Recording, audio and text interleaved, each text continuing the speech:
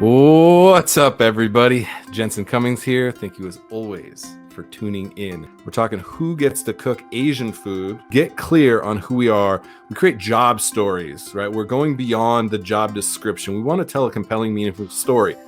I'm a broken record. I'm going to say this again and again and again. I don't care what it is. Even the numbers. When we get into numbers, I'm like, they tell a story. What story is that? Is it your story? Is the story that you think you're telling? Is it the story that you're supposed to be telling? What you did is you broke down basically a line cook, right? You wanted a line cook, and we wanted to understand what a line cook position would look like for Look Who's Cooking. We have to talk about who we are before what we do. We get so caught up in what we do, thinking that that's what matters. And yeah, you're in a restaurant, so the food and the drink does matter. We have to think about who we are before what we do, because the food is just, again, the extension of who we are. So compassionate, patient, adaptable, collaborative. I want to think about attributes. Hire for attributes, train for skills. Why are those four something that you're looking for in a line cook? I feel like there's elements of those that are not teachable. They're a little bit more innate in people. The other stuff, the dietary restrictions, that type of thing, you can teach somebody. Yep. But I want somebody who cares about who's eating the food on the other side, and puts their own heart and soul into that food, even if it isn't their food truck, but being an extension of me. I like this too. You branded already. Amazing. Love. Protector and advocate of wow. What is a protector and advocate of wow? So the way that I looked at it, when Janice and I were kind of working through even just like a preliminary business card, because I wanted to have something that I could kind of give out to people, she came up with the master and executive of wow. Kind of instead of owner, because that's just so blah. Yeah. As awesome as it is, we wanted to bring a little bit more personality into it. For that line cook position, they are that person who, is helping create that food to give to the end user, and we want to make sure that it's safe. That they understand the cross-contamination and that type of thing, because that is going to be so vitally important on our truck.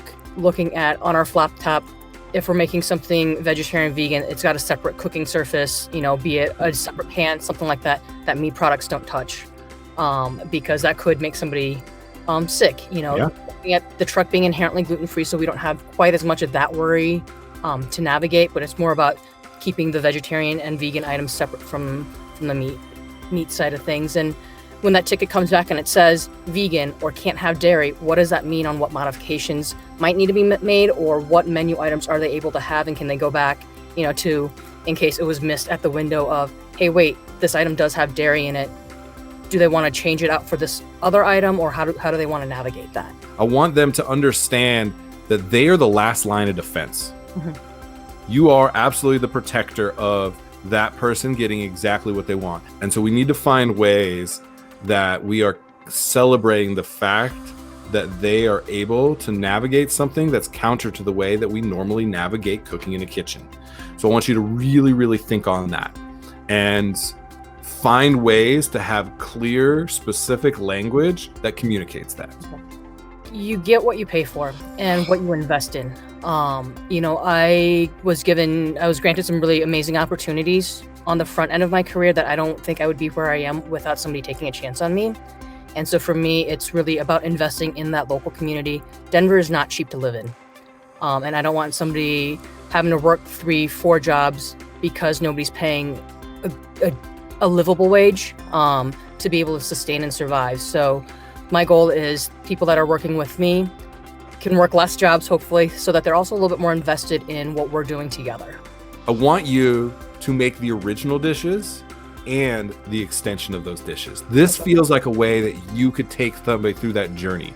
Because if they're not grounded, if they're not rooted in that original sauteed pickled mustard greens with the beef noodle, it's easy to spin off your axis and just mash a bunch of shit together and call it fusion. And we see that all the time. Just because you can doesn't mean you should. Just because you can layer 47 ingredients on top of each other doesn't mean that that's the right approach to take. And I think one of the ways that you could do that is ground them and inspire them by the dish that inspired you. That's where it is.